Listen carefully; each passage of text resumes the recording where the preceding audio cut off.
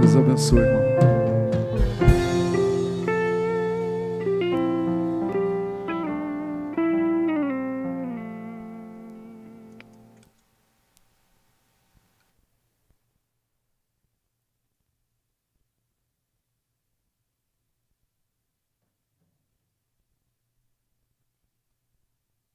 Irmãos, na quarta-feira nós tivemos aqui uma celebração muito linda. Tivemos aqui uma presença forte de Deus. E trouxemos uma palavra para a igreja intitulada, como já foi referido aqui, como fazer orações ousadas e obter respostas extraordinárias. E nós vimos o embasamento bíblico para fazermos orações ousadas. E eu quero lhe encorajar, você que não veio, se desejar, colocar num pedaço de papel a sua oração ousada e depositar nesta urna aquilo que você entende que só Deus para agir. E eu quero dizer para o irmão, para a irmã, que o Senhor ama orações ousadas. Clama a mim e responder-te-ei. Está lá em Jeremias 33, versículo 3. E anunciar-te-ei coisas grandes e firmes. Uma outra tradução diz, coisas grandes e ocultas que não sabes. Oração ousada não é aquele pedido que você faz, que está com uma dor de dente. Embora nós devamos orar também quando estamos com dor de dente. Mas é aquela situação que você não vislumbra humanamente saída. E a gente pode orar com ousadia. Quem veio quarta-feira pôde acompanhar os exemplos bíblicos que nós apresentamos. O exemplo de Elias, que orou, e por 3 anos e 6 meses não choveu, depois ele orou e a chuva veio. Nós vimos o exemplo de Josué, que numa batalha orou com ousadia e pediu que o sol parasse, e a Bíblia diz que o sol parou por quase um dia inteiro. Então eu quero lhe encorajar a ser ousado. Ser ousado. Coloca num papel. Daqui a pouco você pode, saindo, deposita ali. Essa urna oportunamente será levada lá para o nosso espaço de oração. Mas eu quero lhe desafiar a fazer orações ousadas. Ousadas. Compreende isso? Muito bem, vamos abrir a nossa Bíblia, as nossas Bíblias, primeira carta de Paulo aos Coríntios, capítulo 2. O tema da nossa reflexão nessa manhã, nesses próximos minutos, é o seguinte: a mensagem transformadora do Evangelho. E eu quero extrair do texto os tópicos que estão atrelados a esse tema. A mensagem transformadora do Evangelho. Diz a palavra de Deus, 1 Coríntios capítulo 2. E eu, irmãos, quando fui ter convosco, anunciando-vos o testemunho de Deus, não fui com sublimidade de palavras ou de sabedoria, pois nada me propus saber entre vós, senão a Jesus Cristo e este crucificado. E eu estive convosco em fraqueza e em temor e em grande temor. A minha palavra e a minha pregação não consistiram em palavras persuasivas de sabedoria humana, mas em demonstração do Espírito e de poder, para que a vossa fé não se apoiasse na sabedoria dos homens, mas no poder de Deus. Todavia, falamos sabedoria entre os perfeitos, mas não a sabedoria deste mundo, nem dos poderosos deste mundo que se aniquilam. Não, falamos a sabedoria de Deus oculta em mistério, a qual Deus ordenou antes dos séculos para a nossa glória. Nenhum dos poderosos deste mundo a conheceu, pois se a tivessem conhecido, jamais teriam crucificado o Senhor da glória. Mas, como está escrito, as coisas que o olho não viu, e o ouvido não ouviu, e não subiram ao coração do homem, são as que Deus preparou para os que o amam. Mas Deus nos revelou pelo seu Espírito. O Espírito penetra todas as coisas, até mesmo as profundezas de Deus. Pois qual dos homens sabe as coisas do homem, senão o Espírito do homem que nele está? Assim também, ninguém sabe as coisas de Deus, senão o Espírito de Deus. Mas nós não recebemos o Espírito do mundo, mas o Espírito que provém de Deus, para que pudéssemos conhecer o que nos é dado gratuitamente por Deus. Disto também falamos, não com palavras de sabedoria humana, mas com as que o Espírito Santo ensina, comparando as coisas espirituais com as espirituais. Ora, o homem natural não compreende as coisas do Espírito de Deus. Eu vou repetir. Homem natural aqui é o homem não convertido, não nasceu de novo. Talvez seja o caso do seu esposo, irmã, que não nasceu de novo, da sua esposa, dos seus pais, dos seus filhos. A Bíblia diz que o homem natural não compreende as coisas do Espírito de Deus, pois lhe parecem loucura, e não pode entendê-las, porque elas se discernem espiritualmente. Mas o que é espiritual discerne bem tudo, e ele de ninguém é discernido.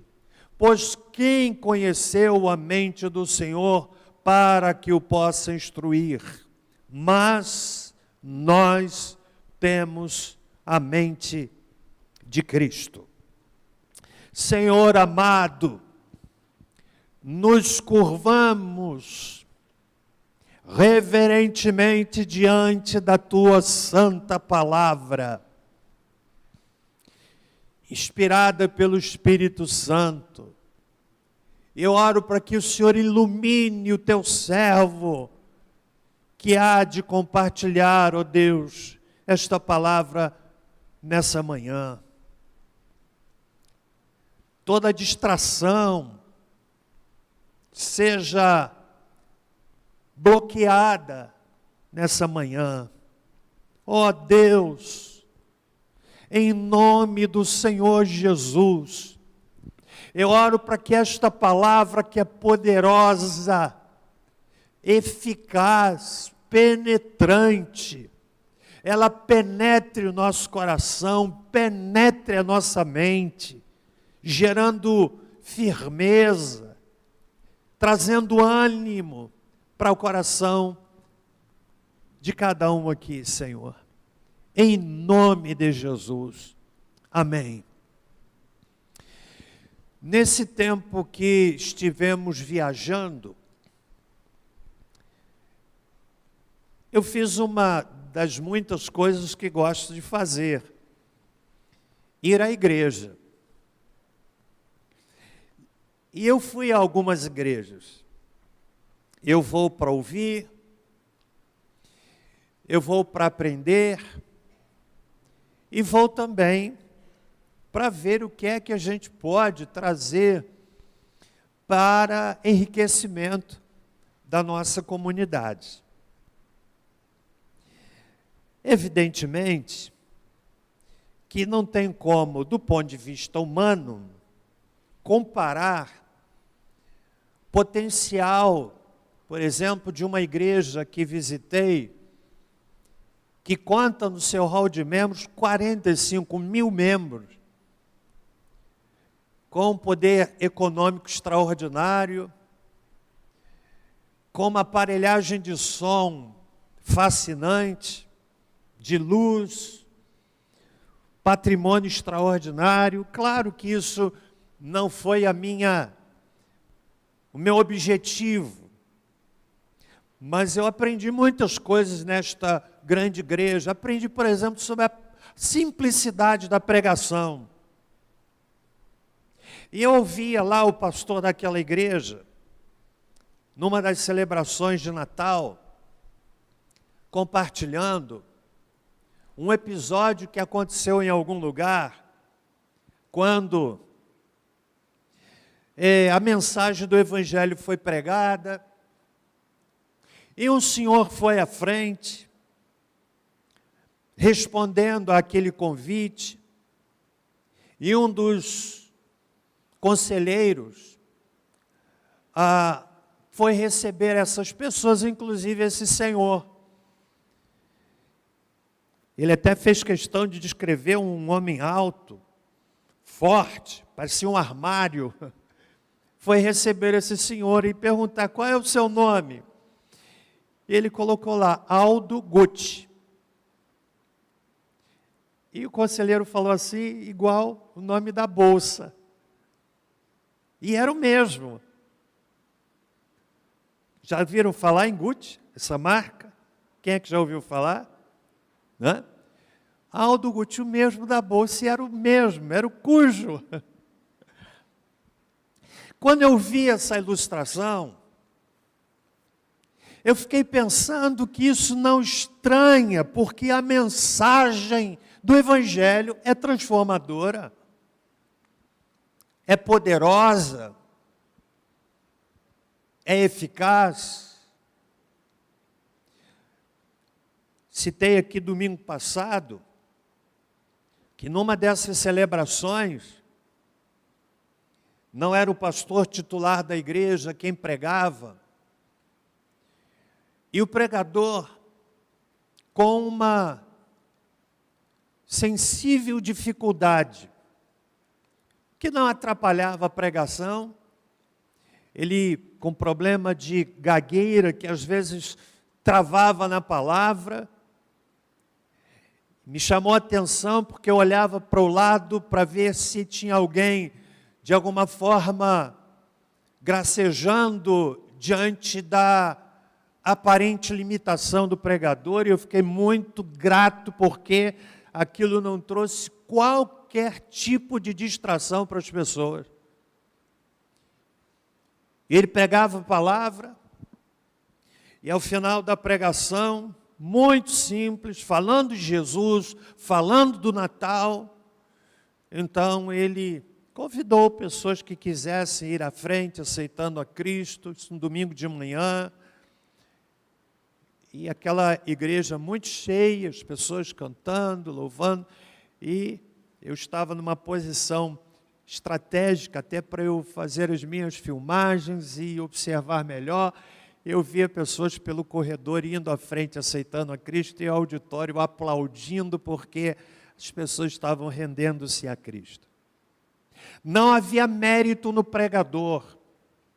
Talvez, do ponto de vista humano, talvez até nós pudéssemos dizer que havia demérito, limitação da fala. Mas a palavra é poder intrínseco. Deus opera não é de acordo com a eloquência do pregador.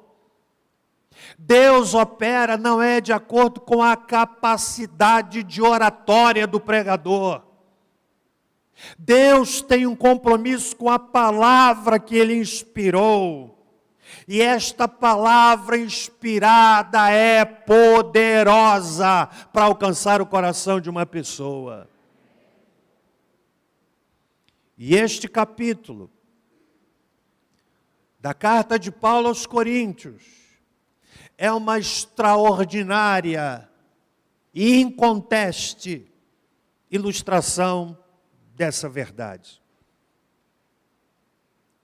A cidade de Corinto, irmãos,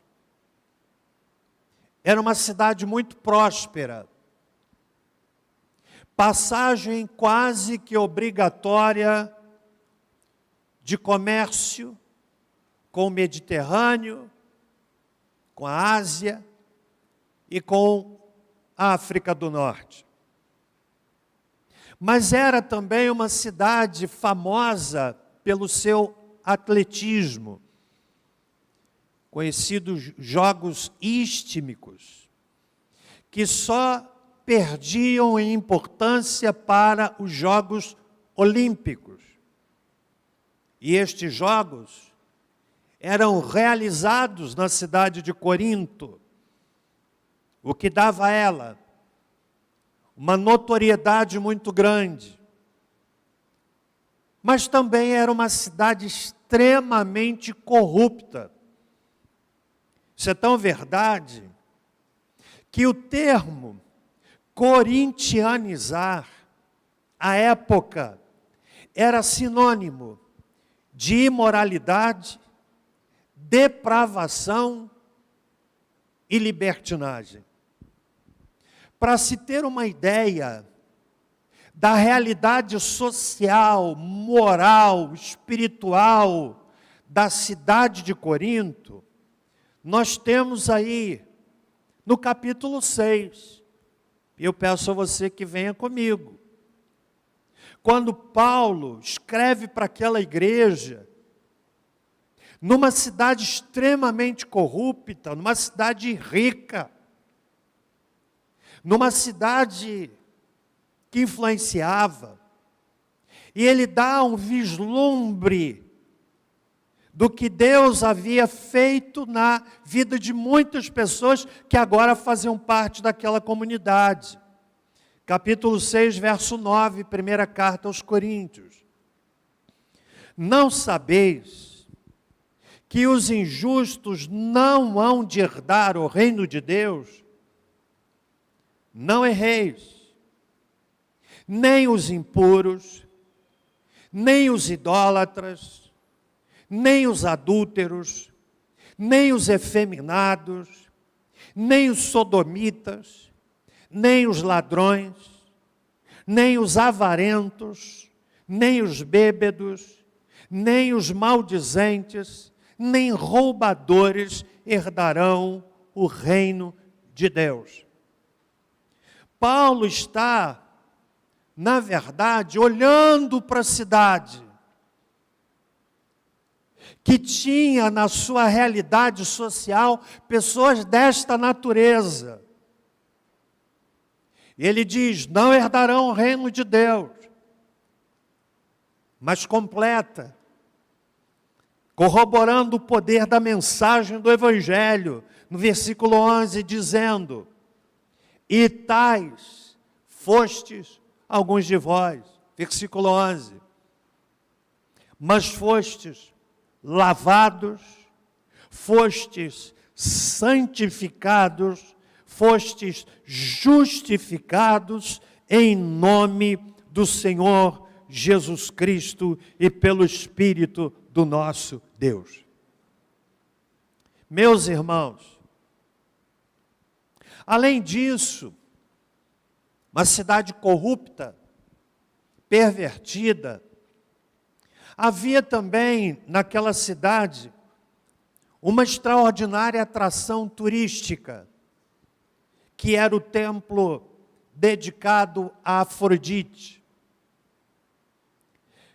Ficava num patamar bem alto na cidade, e a característica do templo Afrodite, que atraía muitas pessoas, era exatamente a presença de cerca de 1.000 sacerdotisas, chamadas prostitutas religiosas ou prostitutas cultuais, que à noite desciam para a cidade, a fim de oferecerem seus serviços aos homens da cidade e aos viajantes estrangeiros. Este era o cenário da cidade de Corinto. Rica, famosa pelo atletismo, uma cidade que não tinha parâmetros, não tinha limites morais. E a igreja nasceu nesse ambiente.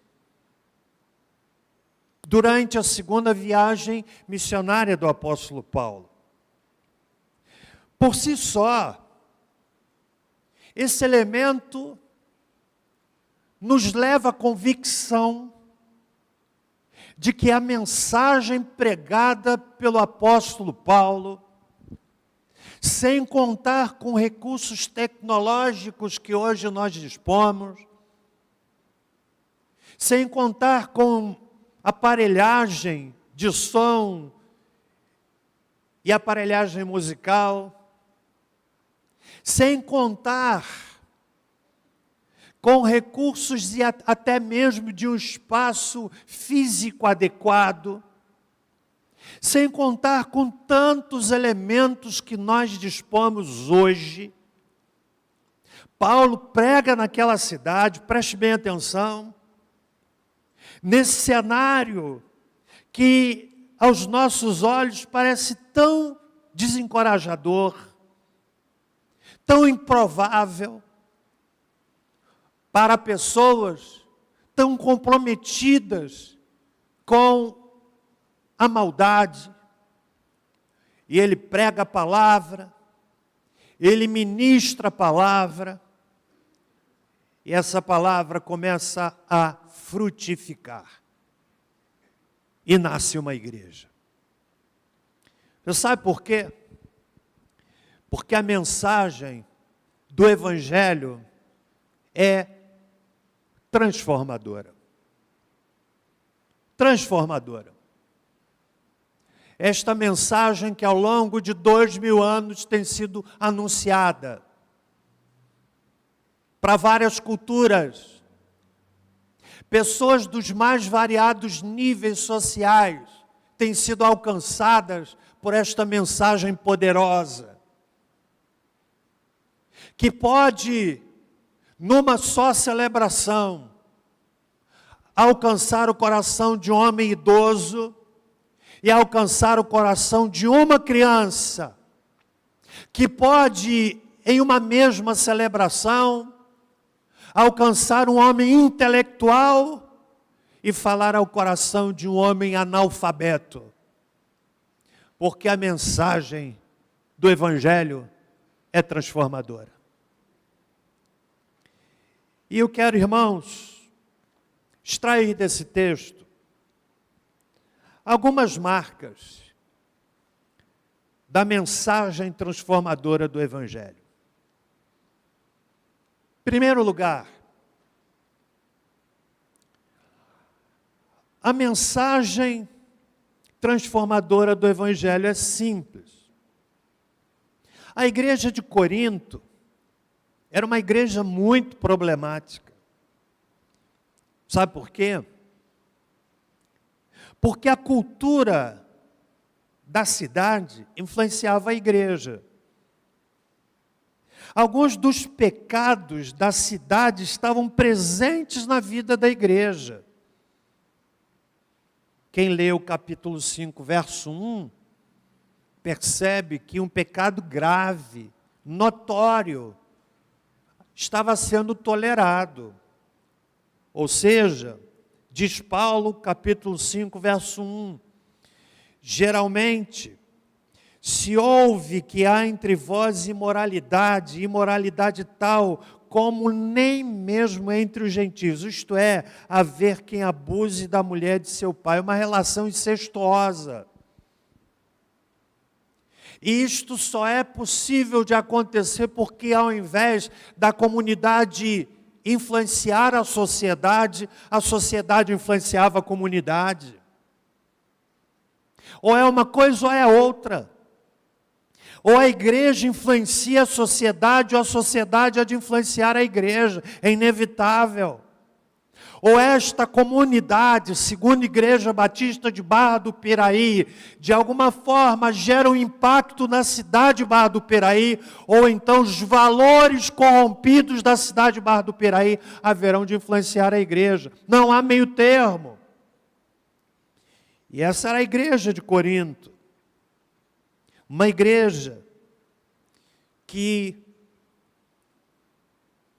namorava o mundo. Mas a mensagem do Evangelho, irmãos, mensagem transformadora, é simples. Paulo diz isso no verso 1 do capítulo 2. E eu, irmãos, quando fui ter convosco, anunciando-vos o testemunho de Deus, não fui com sublimidade de palavras ou de sabedoria. Paulo está dizendo que, quando ele foi a evangelizar, ele não foi buscando argumentos de profunda teologia, não foi com argumentos humanos, mas ele foi com sublimidade, simplicidade de palavras. A mensagem do Evangelho é simples. É simples. Qualquer pessoa que nasceu de novo pode pregar o Evangelho, porque a mensagem é simples. É simples. Muito simples. Na verdade, quando nós ignoramos essa simplicidade, começamos a complicar. E quem prega enfrenta a tentação muitas vezes de encher a pregação de elementos de intelectualidade. É como o exemplo daquela pessoa que ouviu o pregador e ao final do culto disse para o pregador um elogio macabro. Disse assim: pregador, você prega tão bonito. Pregador, você prega tão bonito, eu não entendi nada. Mas que o senhor prega bonito, prega. Que elogio terrível, hein? Eu espero que não aconteça isso com você aqui, irmão. É simples. É simples. Não compliquemos, a mensagem do Evangelho é simples. E essa é a primeira verdade que eu quero destacar do texto. Amém? Segundo lugar, a mensagem transformadora do Evangelho é cristocêntrica. Meus irmãos, eu sou apaixonado pelo ministério de Paulo. Primeiro porque ele era um improvável para um ministério, como eu e como qualquer um de nós. Pensa num camarada improvável. Pensa numa pessoa que perseguia cristãos. Pensa numa pessoa que falava mal dos crentes. Numa pessoa que era dura para o Evangelho, mas foi alcançado.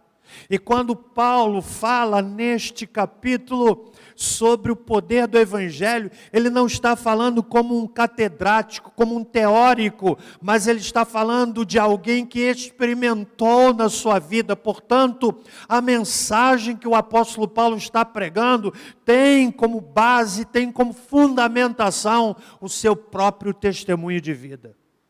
Ele não está dizendo de algo que ele acha que acontece, mas ele está testemunhando de algo que aconteceu na vida dele.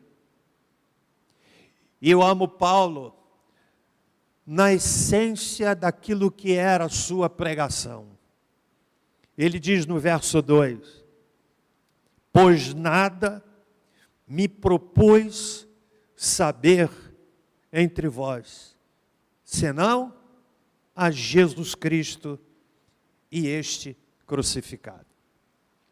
No capítulo 1, no verso 17, Paulo diz assim: pois Cristo enviou-me não para batizar, mas para evangelizar, não com sabedoria de palavras, para que a cruz de Cristo não se faça vã, pois a palavra da cruz é loucura para os que perecem, mas para nós que somos salvos é o que é? Poder de Deus. Com certeza aqui nesse auditório várias pessoas que são exemplos dessa verdade. Então a mensagem do Evangelho é cristocêntrica. Você sabe que a mensagem cristocêntrica precisa apontar para Jesus. O Cristo que entrou na história, o Deus que se fez homem, que recebeu os meus pecados, a sua maldade, a minha maldade, as nossas contradições. Jesus recebeu sobre si, enfrentou o Calvário, morreu na cruz por nossos pecados, ressuscitou o terceiro dia, um dia vai voltar para a glória de Deus. A mensagem do Evangelho é cristocêntrica. Cristocêntrica. Cristocêntrica. Ontem eu ouvi um breve testemunho de um pastor que foi padre. Inclusive, há muitos anos atrás ele esteve aqui em nossa igreja, ele contando que ele era padre e conversando com um presbítero da igreja presbiteriana e fez o convite para o presbítero ir lá assistir à missa. E ele foi. E chegando lá, o padre fez amizade com o presbítero e deu oportunidade para ele pregar, para ele ler um texto. Ele leu João, capítulo 8. E conhecereis a verdade vos libertará. Meus irmãos, a espada entrou no coração daquele homem, foi alcançado pelo Evangelho, hoje ele é um pastor, porque ouviu: conhecereis a verdade, e a verdade vos libertará.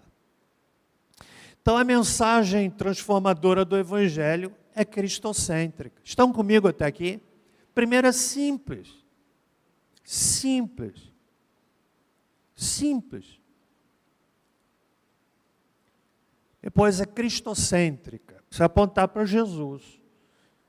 Jesus é o coração da Bíblia. Deus amou o mundo de tal maneira que deu seu Filho unigênito para que todo aquele que nele crê não pereça, mas tenha a vida eterna. Terceiro lugar, a mensagem transformadora do Evangelho é poderosa. No verso 4, o apóstolo Paulo diz assim: a minha palavra e a minha pregação não consistiram em palavras persuasivas de sabedoria humana, mas em demonstração do Espírito e de poder. Do Espírito e de poder. Há um poder inerente aqui na palavra pregada, irmãos. Eu me lembro da experiência de conversão de Agostinho. Agostinho de Hipona. Uma história muito interessante, um homem de vida depravada, um homem de vida imoral, e com uma inquietação dentro do coração muito grande. E um dia ele estava com um texto na mão, ele ouviu uma voz: toma e lê. E ele abriu, parece-me que no texto de Romanos, e deparou-se com afirmações que mexeram com o coração dele. O salário do pecado é morte. O salário do pecado é morte.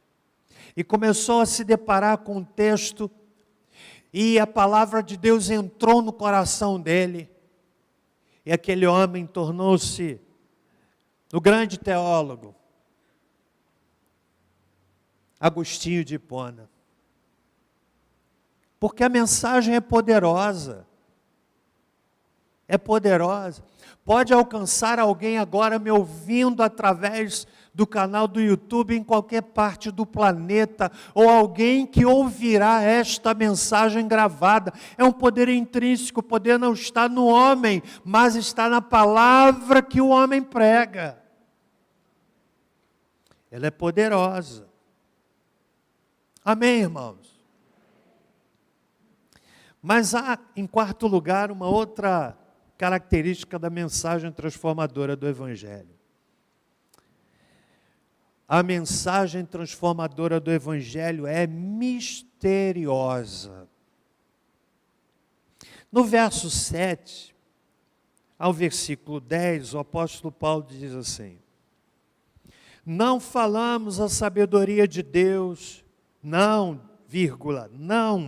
falamos a sabedoria de Deus oculta em mistério, a qual Deus ordenou antes dos séculos para a nossa glória. Mais adiante, no verso 10, ele diz: Deus nos revelou pelo seu Espírito. A mensagem é misteriosa, não porque seja algo difícil de entender.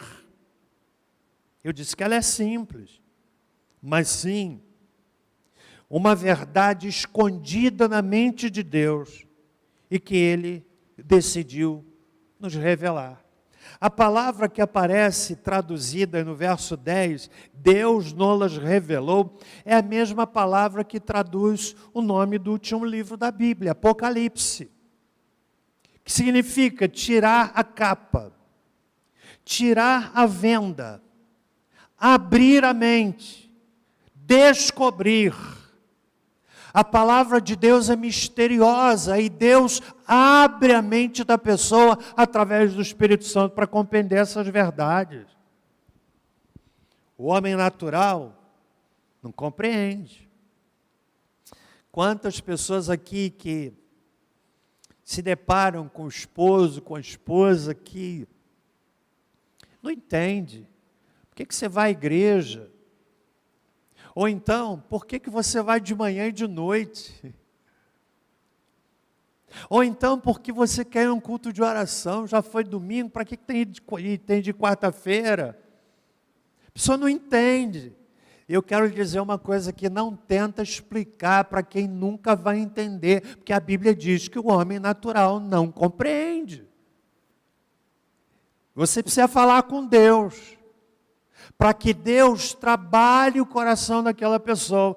Eu tenho um amigo que hoje é pastor, e ele estava me contando que o irmão dele se converteu de uma forma muito interessante. Ele vivia convidando o irmão para ir à igreja. E ele sempre recusava, falava mal, criticava. Mas teve um dia que ele chegou para o irmão e disse assim: meu irmão, eu quero te convidar para ir. Ah, não vou convidar não. Eu convido, você não vai. Você sabe que essa fala é que mexeu com a pessoa. Eu convido você, não vou convidar mais não, porque você não vai. Aí ele ficou pensando, me convida e eu não vou. Hoje não me convidou e eu vou. Não é um incentivo para você não convidar, entenda. E a pessoa foi, porque esse senão foi a chave. E aí o mistério aconteceu. Irmãos, uma pessoa se converteu, um mistério, não tem explicação. E compreender o Evangelho só quando Deus revela, Ele abre a mente, Ele tira a capa. Aí a gente descobre, quando a gente descobre, a gente diz assim, meu Deus, por que é que eu não conheci isso há mais tempo? Quem é que já fez esse tipo de afirmação? É uma mensagem misteriosa. Como disse, não é algo difícil de entender, mas uma verdade escondida na mente de Deus e que Ele revelou pelo seu Espírito. E o homem natural não consegue compreender isso. Não consegue. Quantas pessoas que precisam ser alcançados pelo Evangelho. Eu quero, irmãos, encorajar a nossa igreja, líderes de células, supervisores de células, que nós sejamos nesse ano de 2022 ousados em ganhar pessoas para Cristo. As pessoas estão famintas de Jesus. Mais do que você possa imaginar. A pandemia, com a sua nova onda aí chegando, mais do que nunca, mostrou a fragilidade da vida humana. Porque morreram pessoas pobres, mas a doença, ela não chega após assim, aqui é pobre, eu vou entrar, aqui é mansão, não vou entrar. Mas morreram pessoas ricas. Morreram indigentes, mas morreram famosos. Gente de todas as partes do planeta. Um dos efeitos da pandemia foi de trazer à mente humana a percepção da fragilidade humana. Fragilidade humana. E nós precisamos compreender que esse é um tempo propício, desafiador, para apresentarmos às pessoas em desespero a esperança que só pode ser encontrada em Jesus Cristo. Amém, igreja? Então eu disse que a mensagem transformadora do Evangelho é simples, é cristocêntrica, é poderosa, é misteriosa, mas em último lugar, a mensagem transformadora do Evangelho é operada exclusivamente pelo Espírito Santo de Deus. Eu não sei explicar como é que a mensagem que sai dos lábios do pregador e alcança o coração da pessoa na sua necessidade. Mas ela é poderosa, o Espírito Santo pega essa palavra e atua.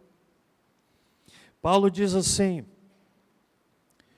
versículo de número 11, pois qual dos homens sabe as coisas do homem, senão o Espírito do homem que nele está? Assim também, ninguém sabe as coisas de Deus, senão o Espírito de Deus, mas nós não recebemos o Espírito do mundo, mas o Espírito que provém de Deus, para que pudéssemos conhecer o que nos é dado gratuitamente por Deus. É o Espírito que aplica. Há muitos anos atrás, uma igreja estava se planejando para fazer uma conferência. Convidou um pregador. E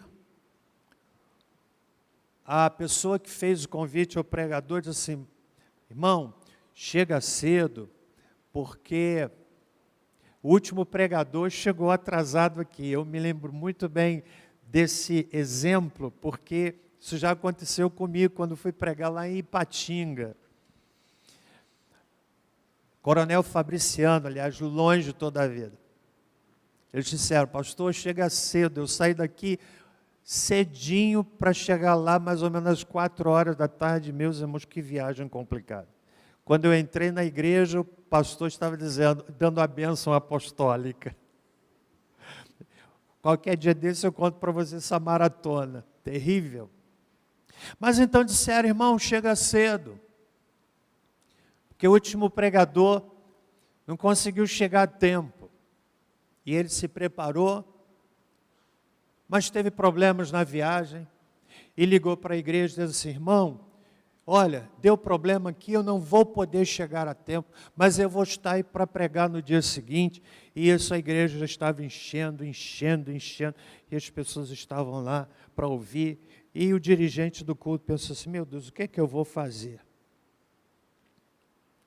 Aí ele fez assim: Senhor, eu não sei o que é que eu vou pregar para esse auditório, mas eu oro para que o Senhor, eu vou abrir a tua palavra, e no texto que cair, Senhor, eu vou pregar.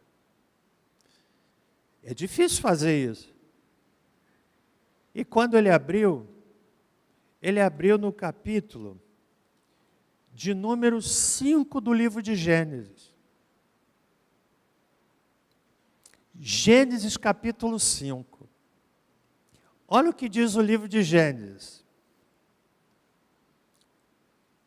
Diz assim: este é o livro das gerações de Adão. No dia em que Deus criou o homem, à semelhança de Deus o fez. Macho e fêmea os criou, e os abençoou, e os chamou pelo nome de homem, no dia em que foram criados. E foi lendo. Aí chegou no verso 4. Foram os dias de Adão, depois que gerou a Sete, 800 anos, e gerou filhos e filhas. Foram os dias de Adão, que Adão viveu 930 anos e morreu. E foi lendo. Depois chegou no verso 8. Foram os dias de Sete, 912 anos e morreu. Depois chegou no versículo 11. Foram todos os dias de Enós, 905 anos e morreu. E foi assim até chegar ao versículo 31 e 32. Foram todos os dias de Lameque, 777 anos e morreu. Leu o texto, capítulo 5 de Gênesis, e diz assim: meus irmãos, a palavra de Deus está pregada e que Deus nos abençoe. Mas, lá no auditório, a palavra chegou com esse destaque: viveu tantos anos e morreu. Morreu. Morreu. Morreu. Morreu. E não é que teve gente aceitando a Cristo naquele dia? Às vezes a gente lê a Bíblia e se depara com genealogia, aqueles nomes difíceis até de serem pronunciados. Eu quero lhe desafiar a não pular esses capítulos, irmão. Tem gente assim, agora vem Maacéias e aqueles nomes complicados, Gidetias, nomes assim apropriados para dar para os filhos, né? Aí a pessoa pula, não leia a palavra de Deus. E naquele dia, quando o pregador apenas leu a palavra, Deus tem compromisso com a palavra dele. E aquela palavra foi lida. E o Espírito Santo atuou em muitos corações. Então, nessa manhã, que saiamos daqui seguros de que a mensagem do Evangelho é transformadora. Quem aqui já experimentou isso na sua vida? Levanta a mão. Meu irmão, você experimentou mesmo? Eu vou perguntar outra vez, hein? Se você provou mesmo isso, se manifeste, ok? Quem aqui já experimentou essa mensagem na sua vida de forma maravilhosa? Pode aplaudir, gente. Vamos ficar em pé? Tem um hino do nosso cantor cristão, eu acho que é o 45, Eu perdido pecador, longe do meu Jesus. Eu não sei se dá pegando de improviso assim, né? Já me achar, qual é o hino? 46. 46. Isso, eu perdi. Irmã, você quer vir aqui reger para a gente? Isso, ela vai ajudar vocês aqui, tá? Essa irmã tem um vozeirão, e eu a peguei de improviso agora. Eu perdi do pecador, vamos lá. Olha que hino lindo.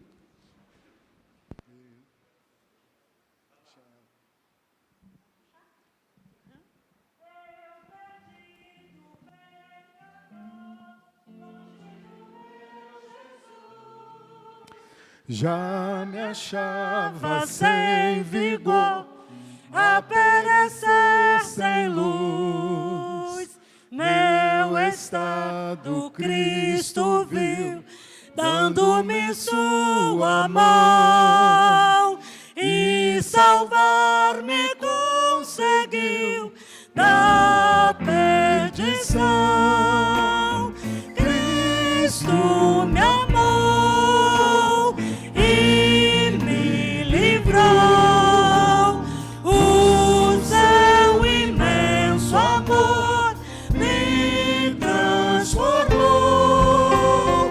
Foi seu poder, o seu querer.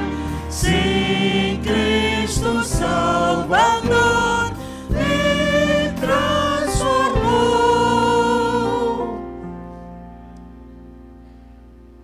Que não conheciam esse hino. Olha, vários irmãos. Vamos cantar a segunda estrofe? Obrigado, irmã. E peguei agora de surpresa aí, né? Vamos lá, segunda estrofe. Minha vida, todo ser, quero lhe consagrar. A seu lado vou viver, o seu amor cantar. A mensagem transmitir aos que perdidos são. Venham todos usufruir a salvação. Cristo me amou e me livrou. O seu imenso amor me transformou. Foi seu poder, o seu querer. Sim, Cristo Salvador me transformou. Amém.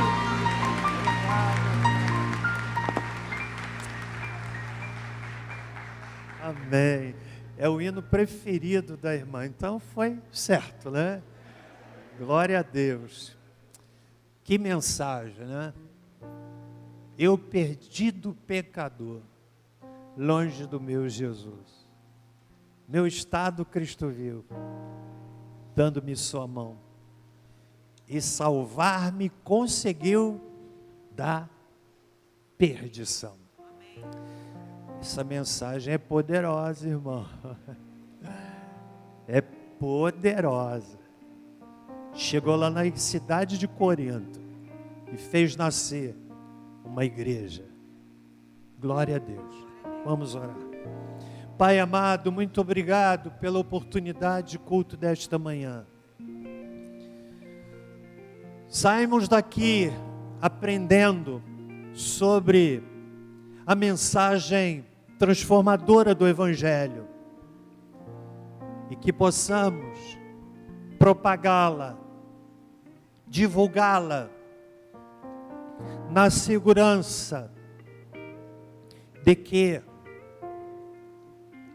o Senhor opera na palavra que o Senhor mesmo inspirou, tocando corações, transformando vidas. E se houver aqui neste auditório, nesta manhã, alguma pessoa que foi tocada pela palavra, que nesta manhã ainda possa tomar a decisão de entregar a sua vida a Jesus. Obrigado, Senhor, porque somos testemunhas da eficácia desta palavra. E agora que vamos para os nossos lares, que o Senhor nos guarde, todos possamos chegar bem seguros às nossas casas. Possamos, ó Deus, desfrutar de momentos prazerosos durante esse dia. Coloco diante do Senhor os que estão enfermos. Coloco diante do Senhor os nossos irmãos que foram afetados pela enchente.